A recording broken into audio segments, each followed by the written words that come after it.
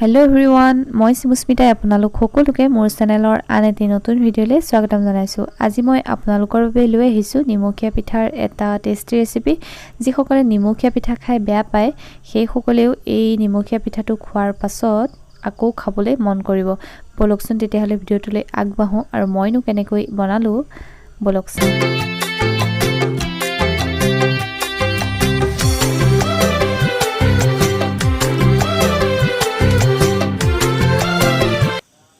ৰেচিপিটোৰ বাবে মই লৈছোঁ 2 কাপ ভজা পিঠাগুড়ি। সাধাৰণতে এই পিঠাটোত ভজা পিঠাগুড়িহে ব্যৱহাৰ কৰা হয়। আৰু লৈছোঁ সোৱাদ অনুসৰি নিমখ, তাৰ পাছতে লৈছোঁ অকণমান বেকিং পাউডাৰ আৰু এগিলাচ গৰম পানী। গৰম পানী দিলে সাধাৰণতে ভাল হয়, যেতিয়া আমি ড'টো প্ৰস্তুত কৰিম তেতিয়া গৰম পানীটো দিলে ফুলি যায় যে পিঠাগুড়িটো, সেইবাবে মই গৰম পানী ব্যৱহাৰ কৰিছোঁ। এতিয়া মই দেখুৱাৰ ধৰণে কাঁহী এখনত এইখিনি বাকি ল'লোঁ।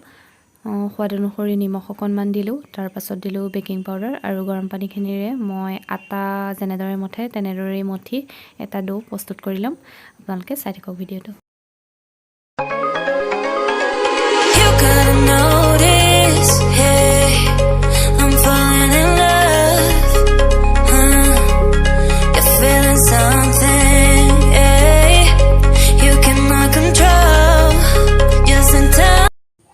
এতিয়া এনেদৰে মই দেখুৱাই দিছোঁ আপোনালোকক, টানি দিলে ভাঙি যোৱা তেনেকুৱা টাইপৰে কৰি ল'ব। বেছিকৈ পানী নিদিব আৰু কমাই পানীও নিদিব। সাধাৰণতে আটা যেনেদৰে মঠা হয় তেনেদৰেই এটা লাডু প্ৰস্তুত কৰি ল'ব। এতিয়া আহিছোঁ পিঠা প্ৰস্তুত কৰাৰ নিয়মটোলৈ। আপোনালোকে সাধাৰণতে গোল গোল কৰিয়ে পিঠাটো বনায়, কিন্তু মই অকণমান বেলেগকৈ আপোনালোকক দেখুৱাম। মই এইদৰে গোল কৰি এটা লাডু প্ৰস্তুত কৰি ল'লোঁ। লৈ পেলাই হাতেৰে এনেদৰে দেখুৱাৰ ধৰণে টিপি টিপি ইয়াক মই বহল কৰিম। চাই থাকক আপোনালোকে, চাই থাকিলেই বুজি পাব। এনেদৰে যিমান পাৰি সিমান পাতল আৰু বহল কৰি কৰি গৈ থাকিব।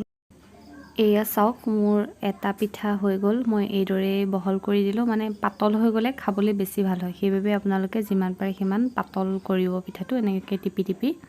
আৰু দ্বিতীয়টো পিঠাও মই আপোনালোকক বনাই দেখুৱাই দিছোঁ। যিসকলে বুজি পোৱা নাই তেওঁলোকে পুনৰ এবাৰ চাই লওক।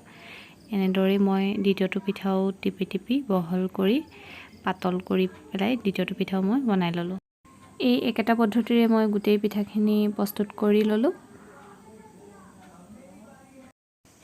আৰু মই পিঠা ভাজিবৰ বাবে কেৰাহীত ৰিফাইন তেল দিছোঁ। মই ৰিফাইন তেলে ব্যৱহাৰ কৰিছোঁ। তাৰপাছত প্ৰস্তুত কৰি থোৱা পিঠাকেইটা মই ইয়াতে দি দিছোঁ। আৰু পিঠাটো মই ভালদৰে লৰাই দিয়াৰ পাছতেই চাওকচোন পিঠাকেইটা অকণ অকণ ফুলি আহিছে। এয়া মন কৰিছেনে আপোনালোকে, পিঠাটো ফুলি আহিছে। এই পিঠাটো খাবলৈ খুবেই টেষ্টি হয়। নিমখীয়া পিঠাটো সাধাৰণতে সকলোৱে ভাল নাপায়, কিন্তু এইদৰে খোৱাৰ পাছত আপোনালোকে মানে আকৌ বনাই খাবলৈ আপোনালোকৰ মন যাব। সেইবাবেই কৈছোঁ এবাৰ ঘৰত ট্ৰাই কৰি চাব এই পিঠাটো। আৰু যিসকলে নিমখীয়া পিঠা খাই বেয়া পায় তেওঁলোকেও এবাৰ খাই চাব, আৰু খাই চোৱাৰ পাছত গম পাব তেওঁলোকৰ পুনৰ এই নিমখীয়া পিঠাটো খাবলৈ মন যাব। আৰু এইদৰে মই গোটেই পিঠাকেইটা বনাই ল'লোঁ। মোৰ পিঠা বনোৱা হৈ গ'ল। আৰু এয়া চাওক, মই আপোনালোকৰ বাবে সজাই দিছোঁ। ক'ভিডৰ টাইমত যিহেতু তুলসী পাত খোৱাটো খুবেই জৰুৰী হয় ৰোগ প্ৰতিৰোধ ক্ষমতা বৃদ্ধিৰ বাবে, সেইবাবে মই তুলসী পাতৰ সৈতে পিঠাটো সজাই দেখুৱাই দিছোঁ। এই পিঠাটো সাধাৰণতে লাল চাহৰ লগতহে খাই ভাল লাগে, গাখীৰ চাহৰ লগত খাই ভাল নালাগে, আৰু গৰমে গৰমে খাই বেছি ভাল লাগে। তেতিয়াহ'লে আজিলৈ আহোঁ। ভিডিঅ'টো শেষৰলৈকে চোৱাৰ বাবে বহুত বহুত ধন্যবাদ।